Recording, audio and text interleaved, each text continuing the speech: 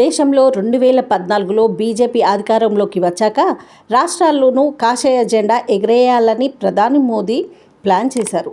కేంద్రంలో అధికారం వచ్చిన నుంచి గత 10 ఏళ్లుగా జరిగిన ఎన్నికల్లో బీజేపీకి కాస్త బలం ఉన్నా ఆ రాష్ట్రాల్లో కమలం జెండా ఎగిరేలా వ్యూహ రచన చేశారు. ప్రధాని మోదీ, హోంమంత్రి అమిత్ షా రాజకీయ చతురతతో దేశవ్యాప్తంగా కమలం హవా కొనసాగింది.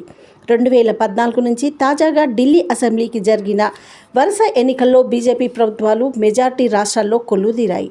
మొత్తం 28 రాష్ట్రాలకు 15 చోట్ల బీజేపీ ప్రభుత్వాలే పాలిస్తున్నాయి. డబుల్ ఇంజన్ సర్కార్ ఉంటే నిధుల విడుదలలో సమస్య ఉండదని, కేంద్ర రాష్ట్ర ప్రభుత్వాలు సమన్వయంతో పనిచేసి అభివృద్ధిని పరుగులు పట్టించవచ్చని ప్రతి ఎన్నికల్లో ప్రచారం చేసేవారు బీజేపీ నేతలు.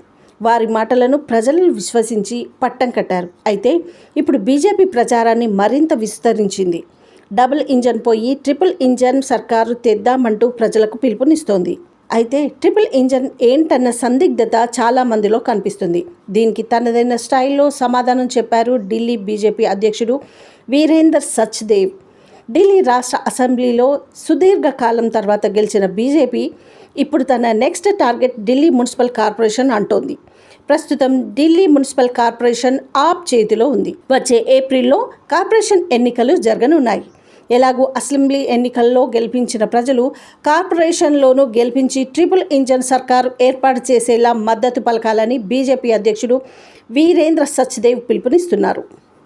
ఇటీవల అసెంబ్లీ ఎన్నికల్లో బీజేపీ గెలిచిన తర్వాత ఆ పార్టీకి చెందిన 3 కార్పొరేటర్లు బీజేపీలో చేరారు.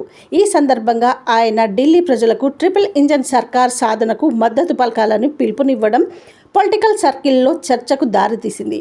ఏదైనా కమలనాథులు అనుకుంటే సాధించే వరకు విశ్రమించరని ఢిల్లీ అసెంబ్లీ ఎన్నికలు రుజువు చేశాయి. దాదాపు 27 ఏళ్ల తర్వాత ఢిల్లీ గద్దెపై జెండా ఎగరేసిన కమలం నేతలు నెక్స్ట్ తమ గురి కార్పొరేషన్ అంటున్నారు. మరి వారి ఆశలు ఫలిస్తాయా? డబుల్ ఇంజన్ సర్కార్కు ఓటు వేసిన ప్రజలు ట్రిపుల్ ఇంజన్ ప్రచారానికి మద్దతుగా నిలుస్తారో లేదో చూడాల్సి ఉంది.